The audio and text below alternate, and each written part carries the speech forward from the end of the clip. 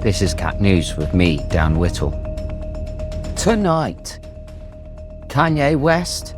Is he a genius or is he a bellend? Spoiler, it's the latter. Usher in Super Bowl performance. Will he get a yeah? Or will he just hear the sound of my booze?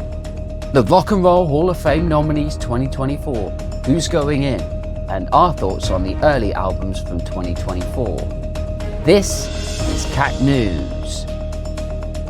Hey there, CAC fans, you're watching CAC News with me, Dan Whittle. Tonight, I'm joined by Tom as we bring you some of the headlines as they pertain to the world of music.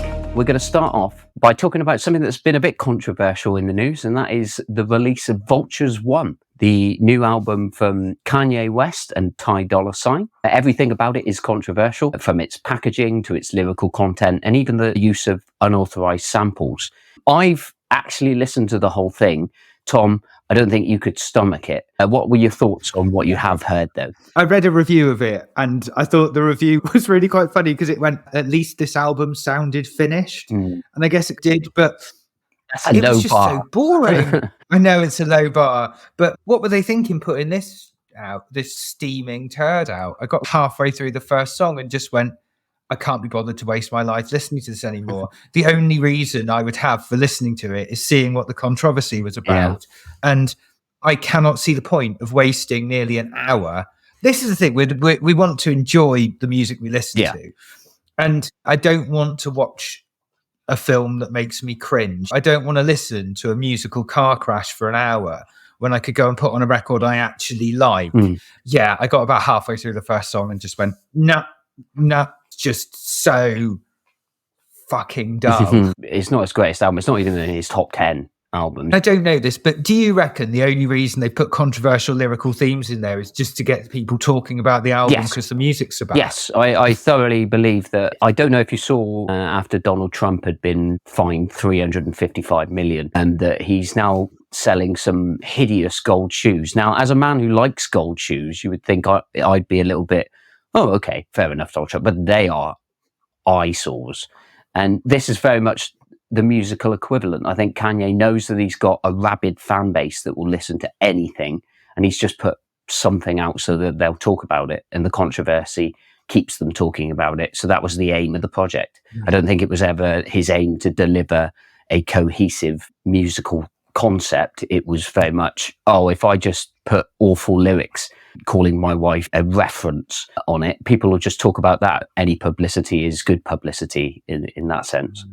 I find there are very few artists who are consistently good enough to be as prolific as they seem to try to be. So, for example, I'm not a big Prince fan. I knew he was coming. I knew this was coming. Yeah, but when we're talking about prolific artists, he is the obvious one, right? Yeah. He is the obvious one.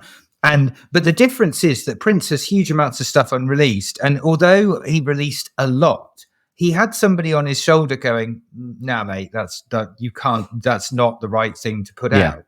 And admittedly, I don't like a lot of what he put out. And I think that bar was set too low. And I think that Prince had the ability to make 5 absolute banging records that I'd enjoy. I know that you'll say he had more than 5 and you enjoyed all of them, and that's totally fair enough because it's the style of music you like. But there's stuff in his back catalogue that even I can really get on board with.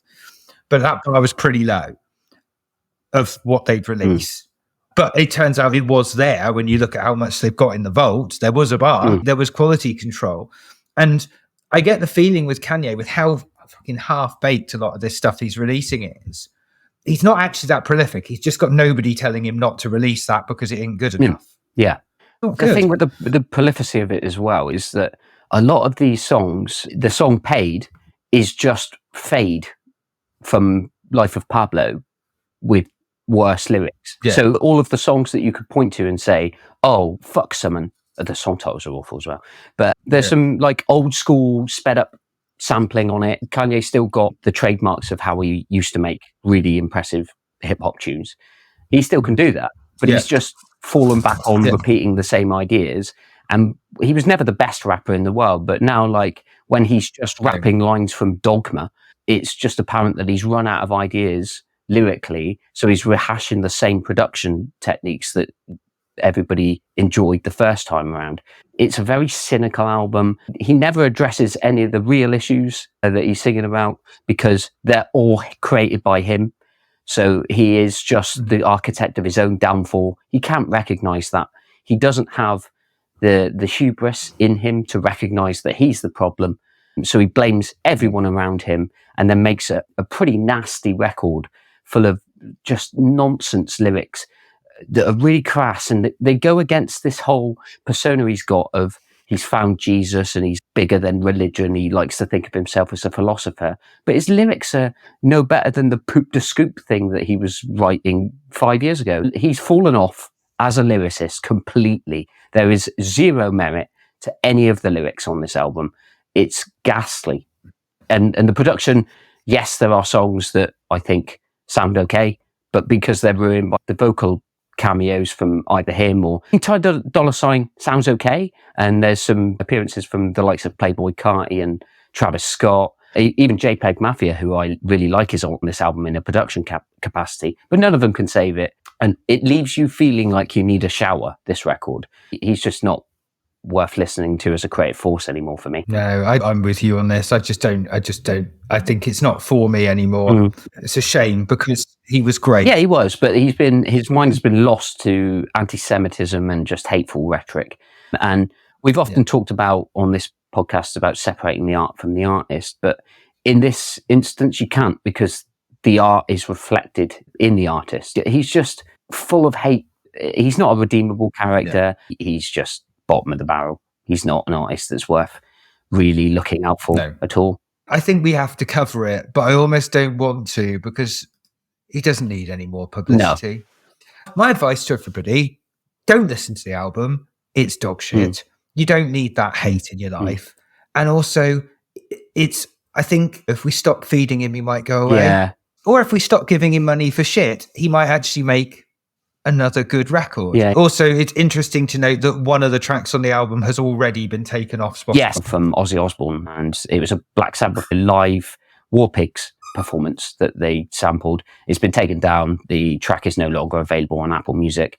I can't listen to it anymore, and I'm not really that sad about it, because if I wanted to listen to the good aspects of that song, I would just seek the Black Sabbath live album that it's from and listen to that instead, because it's much better, much more relevant to today's society, and just a more enjoyable listen. As we covered last year, there's been the Super Bowl halftime show recently, Super Bowl 58. I know even less about the football this year than I did last year. I believe the 49ers were involved because I've seen that. Against the Chiefs. And the Chiefs are my team, and my team won it in overtime. Excellent. It was a very exciting game. Yeah. Is that the team that is currently being followed by Taylor Swift? Or is Yes, he's with Travis Kelce, who is a future Hall of Famer. He's actually a very good player, and he seems like a thoroughly lovely bloke. Football's not my thing on either side of the Atlantic now, but the halftime show is always worth watching, and I thought Usher did a really good job this year. It's not one of the best performances, but I thought it was better than Rihanna's last year. Yeah, that's not a high bar. But I thought it was more on par with the hip hop medley that they had a couple years ago. Thought it was on par with that. Usher's dancing, Usher's singing, as always, were pretty good. A couple of the hit choices I didn't think worked so well. He opened with Caught Up. How many people remember Caught Up? I do, because I thought it was a good song, but it's not one of his most popular singles. And I was disappointed that he didn't do Pop Your Collar, because I think that's a really good pop tune that's been forgotten about in Usher's back catalogue. It was full of cameos. We had Alicia Keys and her, who came out and it was only like a 10-second cameo where she played guitar. The one thing I didn't like about it was the Xanadu bit on the roller skates. I thought that Usher looked a little bit out of his depth, which surprised me. He didn't look all that comfortable on it. Maybe he didn't have enough time to rehearse, but yeah, he didn't look all that comfortable, and I thought it took away from him as the consummate dance man a little bit to see him look a little bit like Bambi. I've never liked Usher's stuff. I don't. It's of its time. In that sort of in the 2000s, it was everywhere. He was everywhere. He was probably one of the biggest artists on the planet. Mid 2000s, and then all of a sudden, and I just never really liked any of it. The thing that I always felt about Usher is it always felt like a bit like he was trying to be Michael Jackson. Yeah. But taking everything that I liked about Michael Jackson out of it and replacing it with Lil Wayne cameos. The thing about Michael Jackson is he was able to put some balls into what he did. There were moments in a lot of Michael Jackson songs that are heavy with big choruses that punch you in the face. And Usher, for me, never really manages that. The only time his songs ever manage that are when he's got someone else doing it. Like, Yeah, exactly. He's got someone else providing that moment. And when he's on his own, I don't think he can do it. He's got a very pretty voice. It's very soothing. He's got a massive range. He's always a consummate professional. Everybody who you hear who's worked with him says how nice a guy he is. There's not really any controversy about him, is there? Not really. No, I've heard it. He comes across like a very nice guy, but it's a bit too much like a Disney Club MJ wannabe. I just can't get on board with it. And I didn't know half the hits because I'd probably heard them because they were everywhere, but I'd then forgotten about them because in the mid 2000s, remember that was like when I was trying to be a music journalist and going to watch like Foles starting out and all this music that ended up being, I think, as influential as Usher was, but in a very different way. Yeah. I think, don't get me wrong, like he changed the face of R&B, whether that's for the better. I'm not sure about that. Yeah, his first couple of records are really good. 8701's great. My Way's pretty good. And Confessions is a strong record. If I think it's a little bit bloated. He's done some great pop records. I don't think he's ever done anything that makes me think of him as a legendary artist, and I think he's faded into obscurity a little bit as he's released largely the same album since the mid 2000s over and over again. I did check out Coming Home, his new release. He had this Super Bowl performance coming up. I thought he might bring the big guns and make a statement with the album, but it really isn't. It's too long. He's chasing trends on it a lot, and I don't think he suits that. He's similar to Bruno Mars in that he's better when he's pastiching older sounding acts, and when he tries to do, there was the will.i.am collaboration, Oh My God, and that was the beginning of that sound that haunted pop music in the early 2010s. God, didn't it just? He may have been a large part in the popularity of that trend. I didn't really like it. He hasn't done anything musically to redeem himself since, but it was good to see him. Alicia Keys always is a good face to see. I love her material. They have great chemistry together. And you also had Little John, Ludacris, Jermaine Dupri, quite a few cameos, as I mentioned, her. So it was a star-studded performance, but it was lacking in edge or lacking anything like Beyonce or Prince or Bruce. Yeah, he doesn't have anything about him like that. Yeah. He became a famous musician when he was 13 or something. Like and there's never been any drama. And I don't want people to grow up and have a hard life. No. That's not what I'm saying. Because some people, it's just in their personality. You see you look at. Actually, a really good example would be a lot of the bands from the early 2000s. They're not like Oasis, who have this mythology about growing up on council estates, nicking people's wheelie bins and whatever. These people haven't. So I'm not saying you have to have a hard background to have that fire, but I think that there's got to be some. I think I really look for this sort of artistic fire and spark and drive, and Usher has drive to be a star. Yeah. He clearly does. Look at his performance. Your dance moves for our entire teenage years are basically his record. yeah. You got me on that. Yeah, I can't see you challenging him to a dance-off these days, but I'm sure you would have done in a bit. If you want it to happen, let us know in the comments, but I will lose quite heavily. But the dance moves are the same. But apart from that drive to be a star, he doesn't have a drive or a spark or a driving force behind the music he's making. There's never like a deep social message or a rail against inequality, or not in any of the major hits. And I haven't delved into his albums enough to know. Maybe there's something hidden in there. He covered We Are the World, I guess. Yeah, in 2011. But he didn't write that. No, we just done a video with Dr. Funk on We Are the World and the current Netflix documentary, so go check that out on the channel if you haven't already. But yeah, I think the best thing to compare Usher's performance to is the Michael Jackson one, because Michael Jackson did it. And I do actually think Usher's performance is better than Michael Jackson's. There's more songs, there's more motion, the dancing's better. I think Usher would be better than Michael Jackson for me in terms of Super Bowl performance hierarchy. In terms of performance, in terms of the strength of the songs, though, that's the thing. Michael Jackson's songs are so much stronger. I think that's the thing. And yes, in terms of the performance, it was a consummate performance. But in the rankings, Prince still wins. And it hurts me every time you make me say this. I didn't even say it. You did it last year and you've done it again this year because we've recorded a CAC news directly after the Super Bowl again. And once again, I have to go, Prince's is the best Super Bowl halftime show. And I hate having to do that. And you're going to make me do it again next year and every year forever until somebody does it better.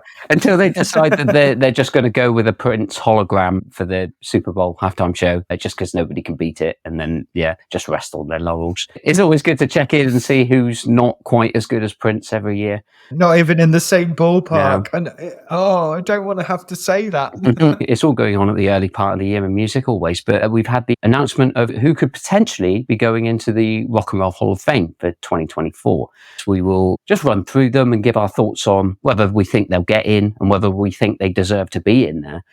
The Rock and Roll Hall of Fame is not that rock and roll anymore. They seem to have opened it up to all artists. So there's quite a, I would say, diverse list of artists here, but they're not that diverse because they're all quite popular and have sold millions and millions of records. So there's no massive surprises, but there's some names that people might be interested in. The first on my list I have here is Mary J. Blige. She's the first nominee. So Tom, do you think she'll get in? Do you think she should get in? I think she'll get in, but I don't think she's done a single track I've ever liked.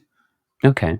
I think she probably will get in, and I think that I always found it odd because she's got all these like titles like the Queen of Hip Hop and Soul or whatever. She's won a few awards, but she's been going for years and years. And I challenge anybody, this is your genre, but you go to a random person in the street and tell them to tell you the names of 10 Mary J. Blige songs, and they won't be able to do I don't think I could name 10 off the top of my head. A lot of her stuff that I know her for covers. She did a wonderful cover of You Make Me Feel Like a Natural Woman, and My Way, the album, is quite good. And then another cover that she did prominently was As, with George Michael in 1998. I also remember her singing Nothing Compares to You with Prince at a 2013 awards show. Other than that, I'm not the biggest fan of her, but I do think she has a great voice. I don't think she's going to get in, and she wouldn't be my first pick of R&B singers from 90s to go in the Rock and Roll Hall of Fame. No. She's not the worst person on this list. And Mariah Carey is next. I go through this list and I go, she could get in. She could get in. Again, career longevity. I don't think she's going to get it because the Rock and Roll Hall of Fame isn't rock and roll anymore, and they've opened it up to everyone. No, it's not all rock. I do think it is. It should be renamed Music Hall of Fame, and on that basis, Mariah Carey should go in because I think her voice is phenomenal and is scientifically almost impossible to have that range. So I think she's almost set the bar in the 90s for how to sing. She's got a great back catalogue as well. Honey, Heartbreaker, even All I Want for Christmas Is You is famous enough for that to be included in a classic back catalogue. Hero, her cover of Without You. And then you've got things like We Belong Together, which was a bit later on. I even liked that album going up into the mid-2000s. I thought she was great. But I don't think she's going to get in. And that is because I don't think they're going to induct both her and the next act in the same year. The next act is Cher. No. Cher, I think she will get in. And I think it will be a big moment where she gets her flowers on stage. From a longevity perspective, the amount of different areas in which she's had a big hit, whether you like them or not. And she was big in the 60s with Sonny and Cher. Then she's gone through and had big hits like Just Like Jesse James and Turn Back Time. And then through to the late 90s where Believe is one of the first examples of autotune. It may be the first example of autotune on a pop record. And that in itself is very important to the fundamentals of developing pop music as we go into the 21st century. So I think just by virtue of who she is and what she's achieved, Cher should go in. Yeah, I agree. She should go in. And actually, I think I quite like all of her big hits. I do as well. Just Like Jesse James, Absolute tune. So is Believe. So is Turn Back Time. I mean, even the Sonny and Cher stuff, I Got You. It's great. And what's that? It's in His Kiss, the Shoots Well. Song, which is a cover, I believe. Yeah, it is, but it's still great. It's one of those that it's only about 2 minutes long as well, so you can put it on, belt it out in a nightclub, and it's over. It's fun. It's fine. It's got Winona Ryder in the video as well, which is always a plus. Yeah, it's because it was from a film. Yeah, I can't remember what song. It was Mermaids, I think. Don't quote me on that. I haven't seen it. She was in a couple of films as well, wasn't she? Quite good, and a couple of TV series. And she's been involved in lots of stuff. Still going as well. She probably wins on cultural impact. Yeah. And if we had how many people know who she is? She is an icon in some circles. Yeah. Anyone who's known by a mononym is a Rock and Roll Hall of Famer in my eyes. You go by one name, and you've done enough. Where's Seal? Come on. Up next, and you're about to hear two British guys talk about an American phenomenon, which is the Dave Matthews Band, who've not really ever translated well to a British audience. And they certainly haven't with me. I've heard songs by them, and it just sounds very middle of the road. It's not even the good alternative rock. It's an update of the kind of Grateful Dead jam band sound. They were around at the same time as bands like Fish. There's a couple of Fish songs that I don't mind, but Dave Matthews Band, I don't want him to get in or think that he will, personally. But that's just coming from maybe a slightly ignorant perspective. Yeah, when you go through their back catalogue, they don't have a huge amount of stuff with a huge number of plays, as it were. It's great. He's been going a long time. They are influential in their way, but there were so many other bands at the same time that I preferred, because they've been Dave Matthews Band have been going. Their first album's 93, isn't it? Something like that. And it's got a load of live stuff on it, and I mean it's nice. Yeah, it's perfectly competent. I don't hate it. It's just not a band that I've ever been particularly interested in following based on what I have heard.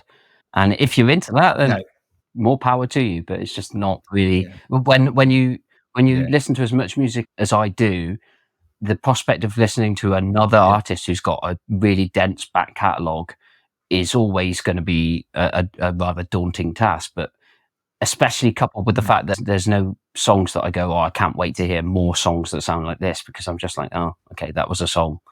Next one. Not the biggest Dave Matthews fan. Also, people that name the band after the person, that rubs me the wrong way, always. If the band is named after one member of the band, Prince doesn't count. Prince of the Revolution it is a different thing. You name your backing band a name and put them together, but if the band is just the Dave Matthews Band, it's like Marilyn Manson.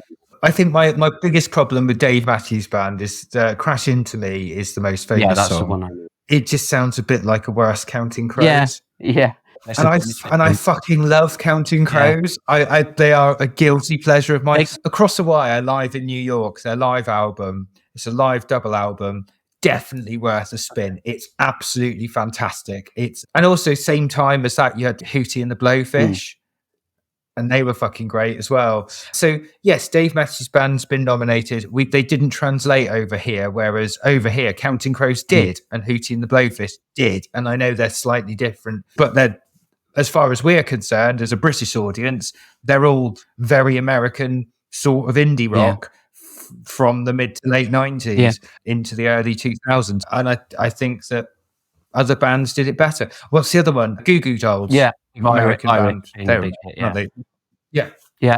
something like Matchbox 20 was it, or something like that. Yeah, so I'm sorry, Dave Matthews. Your stuff's perfectly decent, but I don't think you'll go in. Although it is an American Rock and Roll Hall of Fame, so maybe you will go in.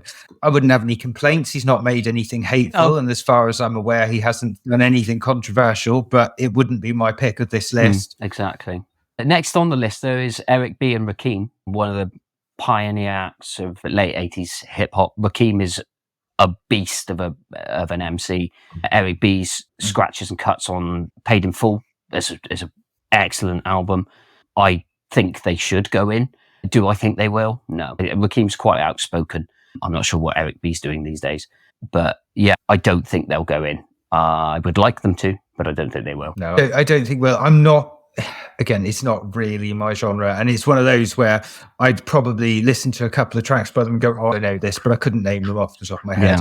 I know that they are influential in their field. I've heard you and Dave talk about them before, and I can hear from you guys talking about it how influential they are in the genre that you like.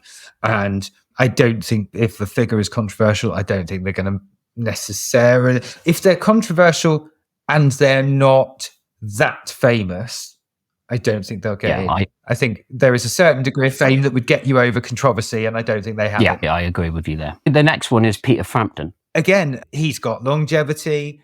He's worked with everyone as well. Fucking fantastic guitarist. Yeah, that live record is insane. Yeah. And if it's a Rock and Roll Hall of Fame, then, you know, ticks a box. But it isn't just the Rock and Roll Hall of Fame anymore. No. So, no, but if it was, you'd expect him to have already been in there, really, because he hasn't had any hit records in decades. He's largely living off of what he did in the 60s and 70s. But he did make a lot of contributions to some great records. And is a very influential guitarist.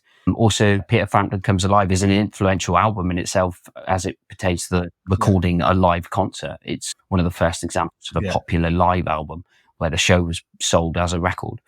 Do I think he'll get it? Yeah. No, I don't think he will. I don't think he's a marquee signing, so to speak. They'll look at the optics of the ceremony, and I don't think Peter Frampton gets many people watching that ceremony or a lot of buzz around it. It's a shame because he deserves it.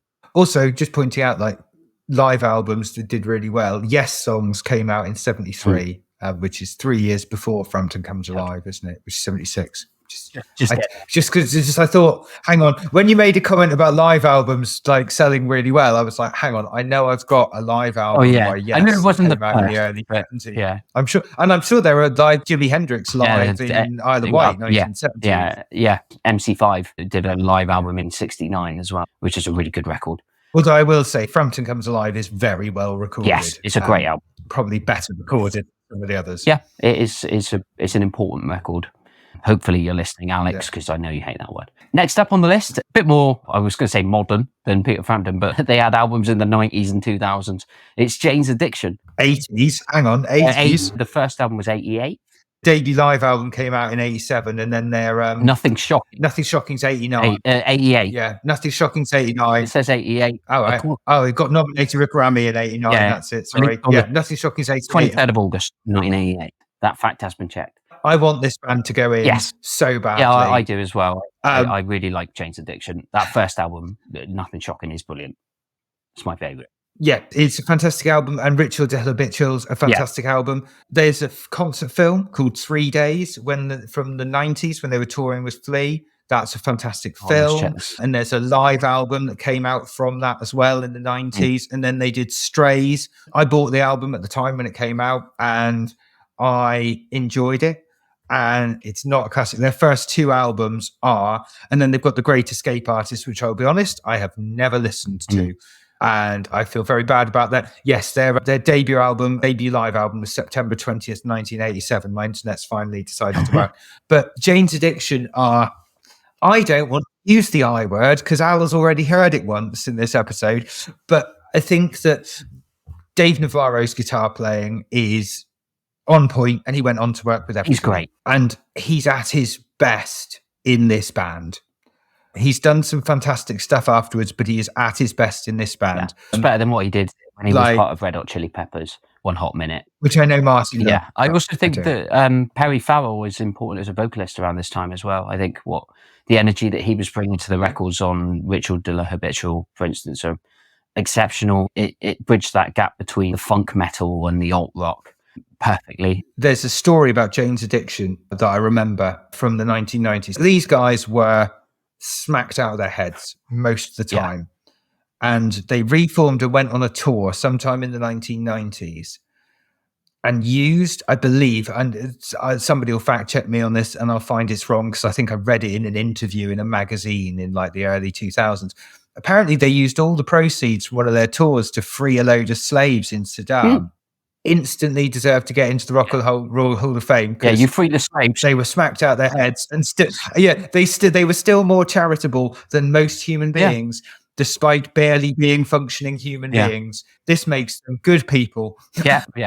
Mad props. Freeing slaves whilst on heroin, that must have taken quite a lot of effort, to be honest. Do I think they'll go in, though?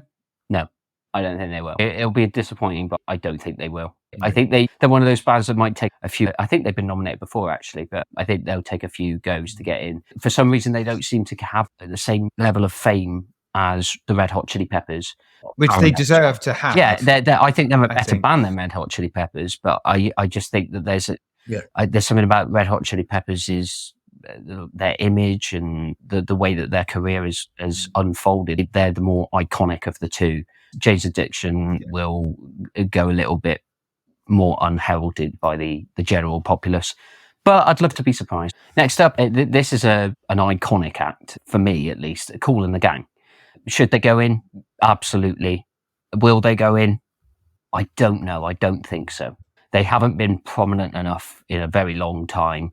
They are still going. They've released records in the last few years, but without prominent members of the band. George Brown, the drummer, passed away recently. Ronald Bell as well, also known as Kalis Bayan. He was one of the big songwriters for Kool and the Gang. He died a few years ago as well. And James JT Taylor, who was the vocalist for a lot of their 80s pop hits, he's not been with the band for a long time. They've had a few decades in obscurity, but if you listen to their 70s records, their early stuff is a lot more jazz funk based. Something like Summer Madness is like a synth funk blueprint. And then they had their pop years where they went a bit post disco and got a JT in as the lead singer and had like Ladies Night, Celebration. All their best known songs are from the late 70s and 80s. By virtue of that, I think they should get in. And I do think that they've got an insane back catalogue. Their early stuff is some of the funkiest stuff you can hear. Hollywood Swinging, Jungle Boogie, everything that they did early is gold. Their horn arrangements were just exquisite. And then they got a little bit more pop and then eventually faded when they stopped having hits. But yeah, get them in. I'll be sad if they don't. My first experience of Kool and the Gang was that Reloaded stuff they did with like Atomic Kitten and Liberty. Yeah, they had a single with Bloom, so I think, as well. Yeah. And I think that kind of soured me on them because they were with all of the acts that I hated, apart from Jamiroquai, because they did Hollywood Swinging with Jamiroquai. So I'm okay with that. But apart from that, I was not okay with any of the other collaborations that they did at the time. So I think that was my kind of, and I know that's a bit weird because I'd heard some of the other songs because everybody's heard Celebration. They've got a couple of really big, and Jungle Boogie as well. Everybody's heard those songs. And would I put them in if it was my choice? Probably not.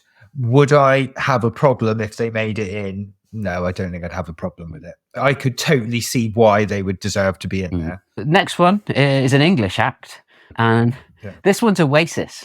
I've been waiting to talk about these for a while. They're just complete charlatans. And not the charlatans, they're just charlatans. The Charlatans were a very good the Charlatans band from around should be about in the Rock and Roll Hall of Fame over Oasis. But then I'd put Menswear, Blur, the Blue Tones, every single Britpop band, cast, every single one of them is better than Oasis. Oasis have one single that I like, and that is Some Might Say. It's a fine song, like a 7.5. Everything else is woeful. Wonderwall is one of the worst songs I've ever heard. Everything about them is taking pride in not being intellectual, not being artistic, just being a rube. They are just awful people that make awful music, and fuck Oasis. The only way I want them to get in is if they get in and it turns out that it's all been one of those elaborate pranks from YouTube and they've just been presented with an award that says biggest wankers in the universe. No, I don't want Oasis to go in. Do I think they will? No, because I think the Americans have a little bit more sense when it comes to Oasis. They realise that they are shit and they didn't buy into all that. Oh, they sound remotely like the Beatles because they've got guitars and 4 chords. I'm not as anti-Oasis as you are. I don't think they'd make it in because I don't think they translated well enough to the US. No. I don't love Oasis particularly. I bought Definitely Maybe when it came out in, 94? Yeah. And I really quite enjoyed it at the time. It was because I think at the time when that album came out, it had some nice songs on it. You know, there are some decent tracks on it. Are they classics? I don't go back to that album a lot. But a lot of people do. And Definitely Maybe was a cultural phenomenon in Britain The rest of the world did not give a fuck. And that's because it appealed to... So there's a documentary film called Live Forever about Britpop. And Britpop didn't translate around the world because Britpop at some point got very heavily linked with Loaded magazine and GQ magazine, particularly bands like Oasis are one of the big ones that did, but Blur also ended up in that bracket at various points. Then and there are distance themselves from it as well. Yeah, Blur started off as a shoegaze act and then started going all lads with country house and that sort of thing, and then came back with Beetlebum and that a few years later and went, we don't really want to do that anymore. And then there were other Britpop bands that never really got involved, like Suede. Musically, never really got involved. I think they're my favourite. They started off. They had quite a lot of glam rock influences early on. Similarly with Pulp as well, who are probably my favourite of the Britpop bands, but they weren't really Britpop because a lot of their early stuff's like 83. And then they had a few singles in the early 90s that got popular. And then of course they made Different Class and His and Hers that kind of put them on the map. But I think from just a brief discussion about Britpop, you realise that all the other Britpop bands became Britpop after being something else, and then probably either broke up or went on to do other things and change their musical inspirations and their sounds. Oasis never did that. They came in as four-chord pub rock. They became a really successful four-chord pub rock band, and then they broke up and have both been fighting over who's the best at singing four-chord pub rock now. It's just boring. And I think the reason I have so much hatred for Oasis is because of the cultural effect, where they were very homophobic. They were pretty racist. If it wasn't white rock with four chords, they didn't want to know. They had no artistic ambition or any appreciation for anybody trying to do anything different. And they were just fucking wankers, and I hated them. And their music just reflected that. It was just bullying in music form. I hated it. I hate everything that they stand for. And Liam Gallagher's tweeted out saying he doesn't want to go into the Rock and Roll Hall of Fame, because of course he did. But I'd be really disappointed with music in general if they allowed them in, because they are just the most overrated band in history. And if you don't take my word for it, I think this is the best opportunity that I'm going to get to give a shout out to the late, unfortunately passed away very recently, but Neil Kulkarni from Chart Music on Chart Music 50 destroys them, just takes them apart. It's fantastic. Please listen to Chart Music number 50. Neil Kulkarni tears them a new one, and it's magnificent. Rest in power, Neil Kulkarni. It's so sad. I did meet him last year at a live Chart Music gig. I walked up to him, we got chatting, and then I decided to talk about Kenny Loggins. And I talked about Kenny Loggins way too much, to the point where Neil Kulkarni just looked at me and went, "You're such a fucking geek." And then you could see him recall, because he didn't know me that well, and he realised he might have offended me. But luckily, we've got a similar sense of humour. That was fine. Being called a fucking geek by Neil Kulkarni, I will wear that as a badge of honour for the rest of my life. I hope that his daughters are doing okay, and that please donate to the crowdfunding that David Stubbs has set up, which I'll put a link to in the comments. Very sad. But thank you to Neil Kulkarni for allowing me to share your complete decimation of one of the worst bands of all time. We'll move on because we spent way too much time talking about Oasis. Another one who sadly did pass away last year was Sinead O'Connor. Do I think that she will get in? Yes, because I think that the recent death will help with that. No, I don't like saying that, but that's how these things operate. Do I want her to go in? Yeah, I've had a bit of a change of heart on Sinead O'Connor. She spent a lot of time seemingly making up stories about what happened when she met Prince. Apparently, it evolved from being a pillow fight into a fist fight, and then there was spitting. It just sounds so preposterous and out of character with Prince, and has not been corroborated by anybody else, and changed so much. I never believed what she was saying. But that's by the by. I think that she did a lot as an artist. She was a very brave and powerful figure, especially against the Catholic Church in the 90s, doing what she did in America, where you got the influence of the Bible Belt over there. I thought that was incredibly brave to stand up against the Catholic Church. She made some great songs. A lot of them are covers. I really love, obviously, Nothing Compares to You, but she also did a great version of Silent Night, which I listen to every Christmas. It's very haunting. Her albums are pretty good. Even up until the year 2000, she had an album called Faith and Courage, which was released in 2000. I'd implore everyone to check that out because it's good. But Tom, do you think she'll get in? Do you think she deserves it? Weirdly, it's an American thing, and I think she courted too much controversy in America, and I don't think... I'd agree with you if she's still alive, but I think that the way that, because she's passed away now, they might look at it a little bit differently. I hope so, because I think that Lion and the Cobra, which must be her debut album in 1987, is an absolute banger. Yeah. Great album. And then she follows that up with I Do Not Want What I Haven't Got, which everyone remembers for Nothing Compares to You, but it's also a banging album. Yeah, that's the worst song on it. Yeah, I'd agree. Then there's the song Success Has Made a Failure of Our Home, which I just think is such a great title for a song. And just on the title alone, I think Kanye West needs to listen to it. Yeah, definitely. And then there's Am I Not Your Girl, which is a great album. And you're just going through, and then Universal Mother, which is still pretty good. And she was working with Peter Gabriel at the time as well. She's all over his 90s record. Yeah, absolutely, which is also a great record. If we're going through what we were saying earlier about what we were putting in why, so longevity, she had a pretty long career. She released more great albums than Jane's Addiction released albums. She probably released as many great albums as Oasis released albums in total. She released more good albums than Oasis released good songs. Yes, exactly. She had a creative spark, and it's one of the things it comes back to one of the things I was saying about Usher. Sinead O'Connor had some fucking fire in there.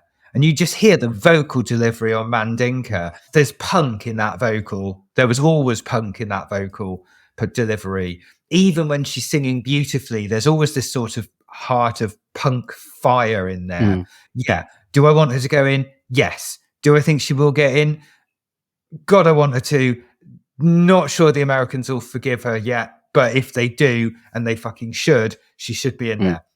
Next up, going from Ireland to England, it's a formality, this one, because Ozzy Osbourne, I think, deserves it and will go in. What do you say about Ozzy Osbourne? He's taken a stance against Kanye West for using his song. Plus 1 point there. Even if you don't look at his career musically and you just go back, the Osbournes, that was pretty funny. As a reality TV show goes, I don't like reality TV and I've never really been into it. But there's clips on TikTok that go around of some of the stuff he got up to on the Osbournes, which was great. He comes across as a genuinely lovely bloke in a family of arseholes. Yeah, that's very, very true. He's quite a put upon character in that, and I think that's probably why I like some of those clips so much. But when you're talking musically, obviously he was the lead singer of Black Sabbath, who are possibly the most important metal band of all time. They were certainly the pioneers. It's very easy to argue that these should be, Yeah, I'm not saying they're the best. You could argue that, Yeah. And the mark of how good he was is, I'm going to piss James Moore off so much by saying this. I don't think Black Sabbath were ever as good without him. I agree. Yeah. And I like Dio. Oh, James Moore is going to kill us for that because he loves Dio. How can you beat those first, I think it's the first 4 Black Sabbath albums? Yeah, they are the best. They're the best ones. Dio is technically a better singer. I love Dio. Don't get me wrong. I think he's excellent. Yeah. And he had some of my best metal tunes of the 80s. Rainbow in the Dark is an undeniable banger. But those Black Sabbath albums, the first one, and you got Black Sabbath, the self-titled one, which isn't my favourite of them. In fact, that's my least favourite of their early albums. But then Paranoid is an S-tier super god of an album. Master of Reality is also S-tier. And Volume 4 is also really good. So how can you not have Ozzy Osbourne in this? It's a travesty if he doesn't. We had one of his solo albums on the Album of the Year nominations, and it made our top 10. I don't particularly love any of his solo stuff. But Blizzard of Oz. Yeah, but I don't particularly love any of the solo stuff I've heard. It's not my genre, but it's still good. And again, we're going by longevity. He was still releasing records until very recently. We've even reviewed one of them on this show, and he's released another one since then, hasn't he? I think as well. So, does he deserve to go in on longevity? Yes. Does he deserve to go in on artistic merit? He was in Black Sabbath. Yes. Exactly. Does he? People can name you 10 Black Sabbath songs from those albums. Absolutely deserves to go in, and I don't see any way that he can't, because the Osbournes particularly and his solo career helped him conquer America as well. And I know Black Sabbath didn't necessarily translate that well over there, but afterwards he still had a successful career in America. So yeah, he's got. And I hope they put him in just for the virtue of Kanye West getting his knickers in a twist and being like, oh, he's not as good as me. He is. He's better than you. And that is what a real icon looks like, Kanye. We'll move on to the penultimate entry, which is English/Brazilian group, not singer. It's Sade, fronted by Sade. I'm going to contradict myself here and say that this is the one example of where the band is named after the person that I like. But yeah, here we go. Should Sade get in? 100,000%. They are incredible. All their records are brilliant. Every album is above a 9 out of 10. And do I think that they will get in? No, I don't think Sade will get in. But that first record, Diamond Lights, is for an 80s record, it's sophisticated. Sophistipop is the term that you would attach to it.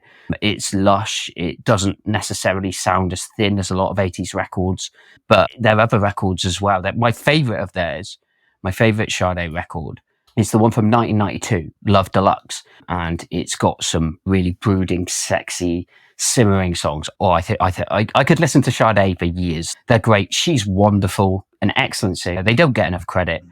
I think most people just remember the single, either Your Love Is King or Smooth Operator, but they're so much more than that. Tom, what do you think about Sade? I don't know their stuff that well because they were always the butt of the jokes about smooth lounge pop, and it never appealed to me. So they were the butt of jokes a lot of the time. Do I think the little bit of their stuff that I've heard, do I think they necessarily deserve to be the butt of jokes in that way? No. Do I think they're all competent musicians? Yes. Have I delved into their albums enough to confirm them as one of the greatest bands of all time? No, I haven't delved into their albums in enough detail. Do I think they'll get in? No. I don't think they'll get in. No, I don't know them very well, but the couple of bits I've heard have all been fine. The final entry that's been proposed as a nomination, one of the greatest acts in hip hop, it's A Tribe Called Quest. They've got an impeccable discography. Every single one of their records, maybe bar the Love Movement, I think that everything they've done is almost like a 10 out of 10. The Low End Theory may be my favorite hip hop record. It's probably between that and Illmatic or To Pimp a Butterfly. But yeah, I just think A Tribe Called Quest are exceptional. That kind of jazz rap that they had. Q-Tip is by himself one of the most well-regarded rappers of that era and has gone on to appear in countless other songs. He's worked with the likes of Yasin Bey, with Mr. N-Word, which is like one of my favorite late 90s hip-hop tunes. Yeah, everything about Tribe Called Quest I dig. They're fantastic. Do I think they'll get in?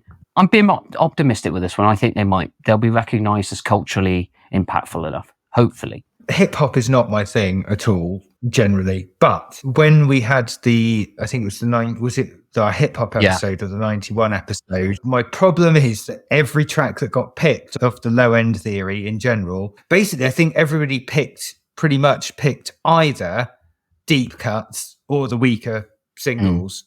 And that album's actually really good because I went back to the album afterwards. So if people listen back to the 91 episode, and they'll hear me giving really low scores to all of the Tribe Called Quest tracks that got picked on the 91 episode. And I'm like, well, yeah, it's because they picked the wrong tracks off that album. That album as a whole is really strong. Yeah.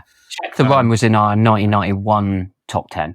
Yeah, it made the top 10. I didn't score it as highly as some of the stuff on the rest of the album. But if you're going to pick a hip-hop act to go in, I'd struggle to disagree. Yeah. I mean, everybody knows Can I Kick It? It's one of those all-time iconic songs. But I think Longevity, they were around predominantly in the 90s, but they did make a record in 2016. We got it from here, Thank You For Your Service, which is surprisingly excellent after a long way away. It's one of the best examples of a band going away for 20 odd years and then coming back and making a really exceptional record. Throughout their whole discography, they've been pretty consistently good.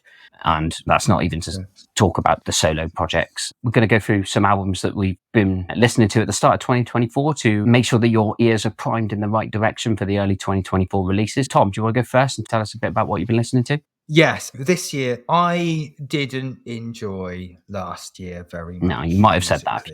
I said it a few times. And this year, so far, there have been some very good albums. If you are into kind of mellow indie rock, 2024 so far is your year. And there's more coming on Friday. The Real Estate's new album comes out on Friday. MGMT's new album comes out on Friday. Hooray for the RnRHOF's new album comes out Friday. That is the 23rd of February, just because I've realised this might not come out right away. So there's been loads of good stuff. There's obviously, we talked about the main disappointment, Kanye West. I was a little bit disappointed. I knew I was going to hate it. I was a bit disappointed by Cooler Shaker and the Vaccines. And I knew J-Lo's album was going to be awful. And it was. So I had a load of stuff on at work. So what I tend to do at the moment is I put on albums, so long as there's not explicit lyrics, I put the albums on when I'm at work. And if it's really inappropriate, I'll change to something else. Bill Ryder Jones released a really nice sort of album. Now, potential album of the year shout already. Crawlers, The Mess We Make. It is fantastic. I didn't notice the fact that they had explicit lyrics on it, and we got halfway through the second track at work and I was like, oh shit, I've got to turn this off. It's just inappropriate to have when I'm at work.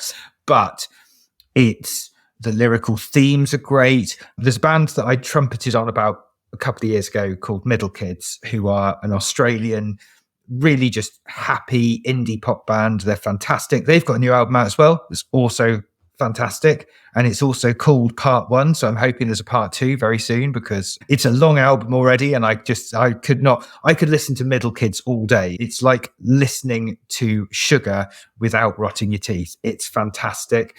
And their singer always picks out a perfect melody. The singer from Middle Kids, she always picks out a melody in a pop song, in a really happy indie pop song. She'll just pick a melody that just breaks your heart. At least every other song on that record, there'll be a hook that's just heartbreaking. Crawlers take some of that, mix in a lot of Pixies influence. Definitely there's some darker elements, almost a bit like the alternative rock and like Wednesday were doing last year.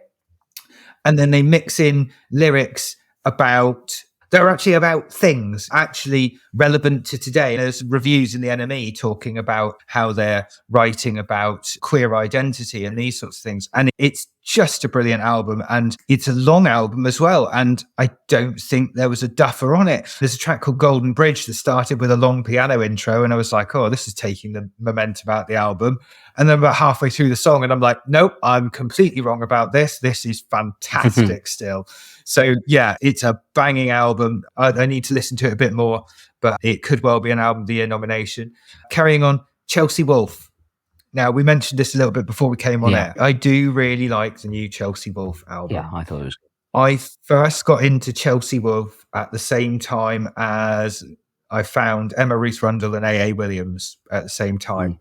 Now, my problem with Chelsea Wolfe is there is a certain way she picks melodies that often ends up being a little bit Nightwish. Yeah, a little bit. And Nightwish is not a big influence on this record. No, it's not just like operatic metal, that kind of thing. Yeah. No, but there's something about the note choices here and there that's a little bit like Evanescence, Nightwish, that little bit of that sort of dark, heavy folk thing that All About Eve started in the late 80s. And it's just that those little note choices just often pull me out of immersion.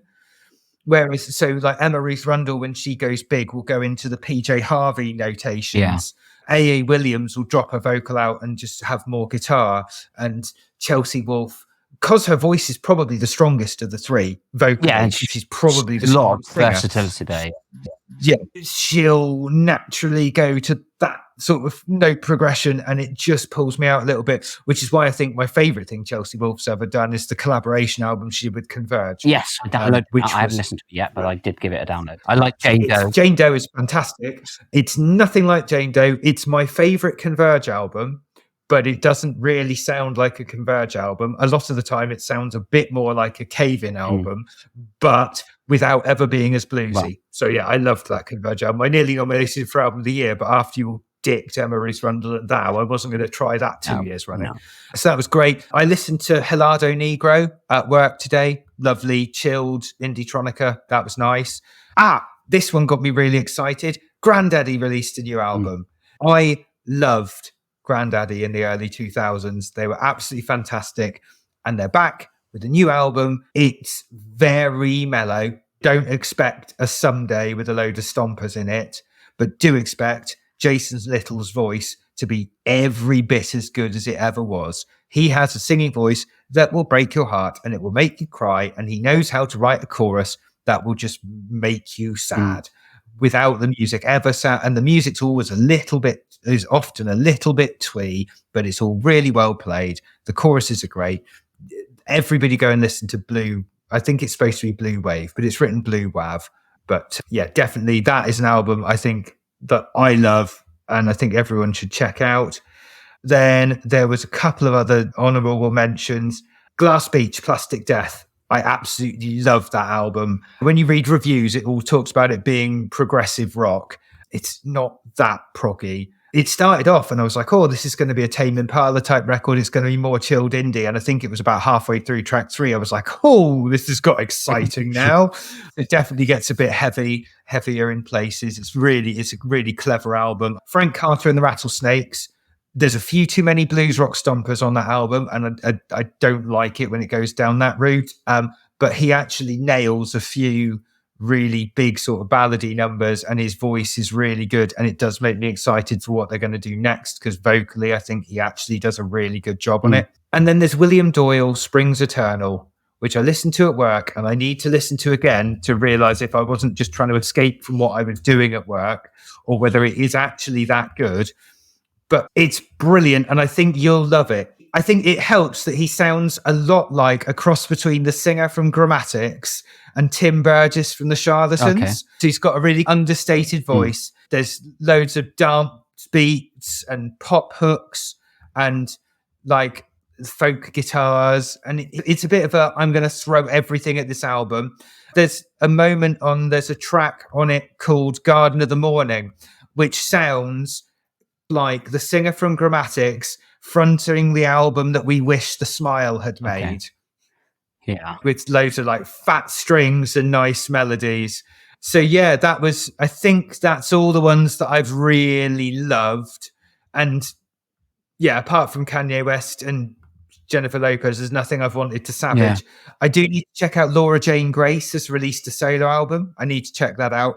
And I need to dig a bit deeper into Alkaline Trio and Green Day, because Green Day's reviewing really well, even though I haven't liked anything they've done since before American Idiot. Yeah. That was the first album I didn't like. I listened to the Green Day album, Saviors. I actually was pretty surprised that I liked as much of it as I did. It's pretty compact. The songs are fairly tight. It's all very liberal kind of stuff. None of it's offensive. They got the right tone.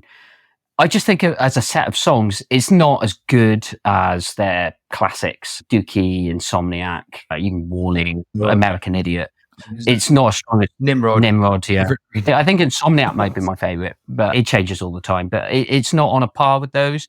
But it's at least a 7. It's a decent B-tier album. It's better than the last couple that they had, the Father of All Motherfuckers or whatever it was called, which was just pointless. But this is a better record than that. My start to the year probably isn't as enthusiastic as yours, which is unusual because normally last year I was more enthusiastic about the year than you. But so I haven't listened to anything that's really blown me away yet. My favorite thing that I've listened to is either The Last Dinner Party, Prelude to Ecstasy, which was a brilliant album. The single. I really like the single. Nothing Matters. I really like. I've already listened to that about 4 or 5 times in a couple of months. And it's a decent single. There's quite a lot of good tracks on that album. Abigail Morris is the lead singer. She's got a great voice, but I think musically they're very competent. There's some excellent guitar passages on it. It's a great album. I liked Chromeo's new album. I've always been a fan of electro funk Canadian duo Chromeo, and I think their new album, Adult Contemporary, is one of their better efforts. It's got a great single called Replacements, and it's got LaRue on it, who's a name I haven't thought of in a couple of years. Bulletproof. Yeah, Bulletproof. It's an undeniable banger. I always hated Going In For The Kill because I didn't like her voice in it, but when she released Bulletproof, I thought that was an absolute tune. Let's just sneak it in there. No one else can stop us. Let's just put Bulletproof in there. Why not? I didn't really go much on the Smile. Everyone's raving about the Smile. No. Tom York and Johnny Greenwood and Tom Skinner on the drums. I just thought it was those three trying to make different versions of A Day in the Life by the Beatles, but putting a couple of space sound effects for a few minutes at the end of each track. It's a bit directionless. It sounds beautiful. I don't like the production on the drums. I think the drums sound flat and boring. There's some really good, really pretty parts. Bending Heretic has really nice pitch bending notes on it, and a great outro where it all breaks down into distorted guitars. But other than that, there's just not that many ideas on it. And I just thought it's not really stronger than a B tier album. It is to their debut what Amnesiac was to Kid A, but their debut wasn't any Kid A. That's what it feels like. It feels unfinished. They've released this very quickly after the album before. It feels unfinished. There's no hooks. Like, even Tom York, when he was doing his solo albums and it was really experimental, there was still a vocal hook in what he was doing. And here there isn't. It floats. And I was really disappointed by this album. I was just disappointed by it because it was just a bit dull. And I haven't said that about anything that Tom York and Johnny Greenwood have been involved in since King of Limbs and Moonshaped Pool, which I also found a bit... It reminded me a lot of a Moonshaped Pool. Some people are going to think that. I think Moonshaped Pool is better. Moonshaped Pool and King of Limbs at least got by on having grooves. This doesn't have any. But this doesn't have any groove because I think you're missing... Like, Tom Skinner's a decent drummer, but he's no Phil Selway. He doesn't have the chops in the same way that Phil Selway and is it Ed O'Brien on bass, or is it Colin? I forget. The way those two groove together, and the fact they're really into things like Steve Reich and this sort of thing, and they put these really intricate grooves together. This album doesn't have that. It just floats. And I know that they're older guys now, but that doesn't mean you can't rage. Listen to the last track on Biffy's Celebration of Endings. They're a little bit younger than Radiohead, but not that much younger. They still know they can still rage. They're not just trying to float on and make something pretty. They're trying to make a statement. And I think this album doesn't make a statement. It just floats and looks pretty. And it's a shame because their last album was the Smiles' first album, had quite a lot of hooks in it, and I was really excited when I heard they had something else. The one thing I did take away from it that I quite liked was it was nice to hear Tom York go back to singing in his lower register, because he sings in falsetto a lot these days. A lot of these he tackles in more of his chest voice, which is good. I love his chest voice. I think he's got a great voice, and that was great to hear. And again, there's lots of things that sound great, but it just feels a bit meandering, and it thinks it's cleverer than it is. And I wasn't really massively on board with that album. I did like Brittany Howard's album. I've only listened to it once, so I need to listen to it again. I did enjoy it. I preferred the up-tempo songs towards the end of the album. I Am the Party, which is a good tune. But although Please You is quite a good soulful ballad. I was never the biggest fan of Alabama Shakes. I do like Brittany Howard's voice, but this is it's worth probably repeat listens. I do think it's a good record, and I will be interested in going back to it. But a lot of the things that I've listened to, Usher's album, I mentioned the Kanye album, but that was bad. And the Dizzy Rascal album, I was really disappointed. He's become a bit of a Kanye type figure where I'm not 100% on the story, but I think he's gone for a divorce, and he's basically, this is his Joe Rogan energy album, where he's just a divorced dad, just moaning about people not taking him seriously, and he's still like a relevant gangster, and he's just a 40-year-old man now, and it doesn't really suit. Like, I just want to hear him make fun tracks as opposed to trying to rekindle the old magic. There's a couple of tracks. There's an appearance by DWE, who's pretty good as a grime artist, and it doesn't sound bad. It's just the energy coming from Dizzy Rascal just seems a little bit, oh, I've been cancelled, how dare you cancel me. It's all that trash where people are buying into cultural bullshit, and it just ruins music because we were just singing about something that's very esoteric to your own life, and it is just consequences for the actions that you've done. So moaning about how people have reacted to your own actions is never a good look. No, I suddenly remembered another album that I think you should probably check out because you might like it, and it's not a particularly long album. It's Astrid Soller. Okay. She's a Danish composer, but she's actually got a really nice singing voice, and she's done a sort of art pop meets modern classical album that reviewed really well at Pitchfork. So I think that's one. I listened to it at work, and my dental nurse absolutely hated it, but I really enjoyed it. I think you mentioned before you came on MGMT have a new album coming out, which I'll be listening to. Friday. I'm excited for that. The only other thing there's a couple of albums that I'm looking forward to. Gary Clark Jr. has got a new record coming out next month, and the Lemon Twigs have got another album following up Everything Harmony from last year. And the single My Golden Years, that's a great single. So I'm all about the Lemon Twigs' new release. I think that they could well end up breaking through into one of my favorite acts at the moment. They've got a very authentic 70s aesthetic, and it almost looks like they not only recorded the music in 1972, but they also got all their clothes and took all the photographs and did all the videos with equipment from 1972. They feel like a bit of a time capsule. I love them. If you like sort of soft rock, early 70s, stuff based around harmonies, not necessarily Steely Dan, but maybe more sort of Kenny Loggins and that kind of stuff, then they're magnificent. Just high quality pop music with nice guitars and great harmonies. I'm waiting for some of the heavier stuff to come out this year. That's the only thing that's been a little bit lacking, is the slightly more out there metal stuff. Yeah. It's coming. It will be here later, and I will be happy when it is. Was there anything else that you wanted to go over? Yeah, I said that far too positively for what I'm about to say, because we've got to do the obituary bit, because there was some, every year musicians, we seem to be coming up with a list of musicians that have passed away and aren't making music anymore, and that's really sad. But I think that talking about it reminds us to go back and check out their back catalogues and just see and remember how great they were. And one of them, February the 9th, Damo Suzuki, for me was like, Can was the music I listened to as a child. My parents used to put, yes, I realise how weird that is, but my parents used to put like Tego Mago on and Ege Bramyase. I can't pronounce them. I don't think I was reading the box. And I saw Damo Suzuki play with youth movies in somewhere like the Wheat Sheaf in Oxford or somewhere like that. And he was magnetic. And you can see why so many people wanted to collaborate with him, even recently, and he was still going. You look, there's live albums from last year. He collaborated with Black Midi and did a concert with them. He's got an album he did with Omar Rodriguez Lopez. The guy worked with everybody. He released loads of his own stuff. He was incendiary with Can, just completely unhinged. But he took over from Malcolm Mooney, who was interesting in his own right, and just took it to a new place. And then before I go on to more another krautrock legend who's passed on, I should probably let you say your bit.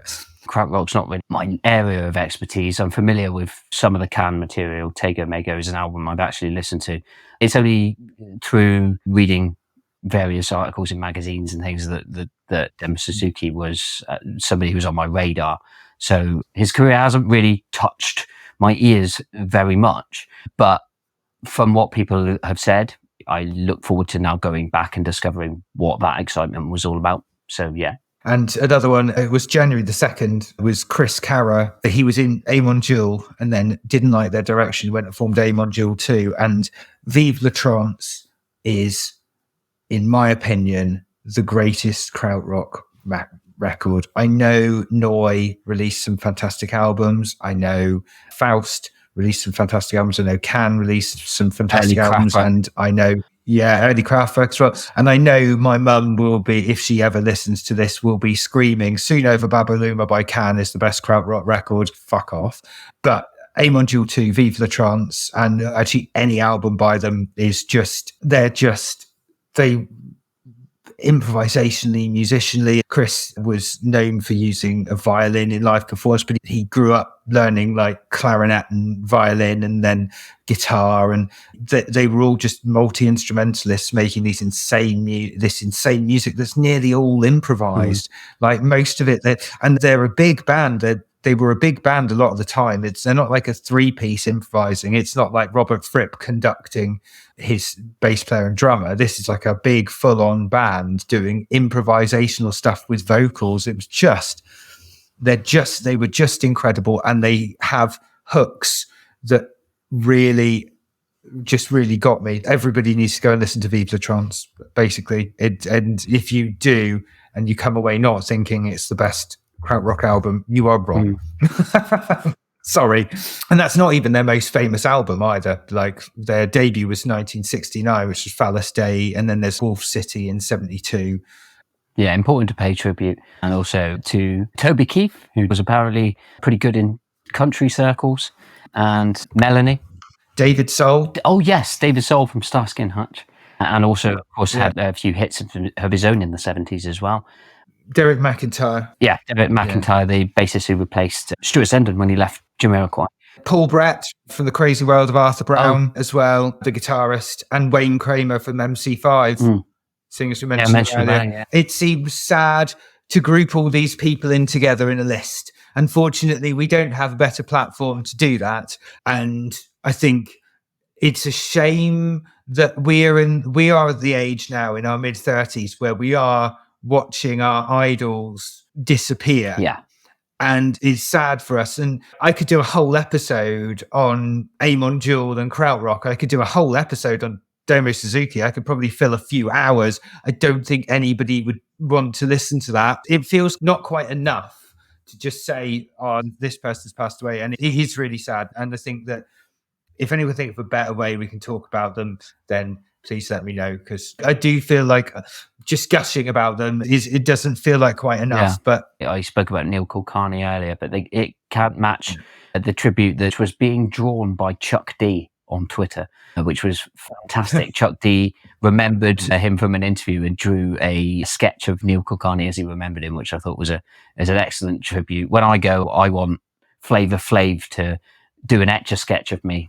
That's how I want to be remembered. On that note, those have been the headlines. This has been CAC News. Thanks very much, Tom, for joining us this evening. We'll be back before you know it, because we've got more episodes coming up. There is a very special interview that I've got coming up in the next few weeks with a voice that every single person listening to this has heard this person's voice before on a single. I'm not going to say who that person is yet, because I'm still working out the details, but it's coming. And yes, it is someone Prince related. You can probably gather that. We'll see you in the next one. Make sure you check out all the albums that we've recommended. Let us know your thoughts in the comments below. Go to cacophonisessions.com for all our back episodes and video episodes, or chuck us some money on patreon.com/the Cacophony Sessions to participate in a monthly Q&A video, or you can just pay £3 a month to just be part of the Cacophony Sessions and support us. We do appreciate it. Tom, have you got anything to leave them with? It's time for bed now. Time for bed. We'll see you soon. Make sure you stay funky.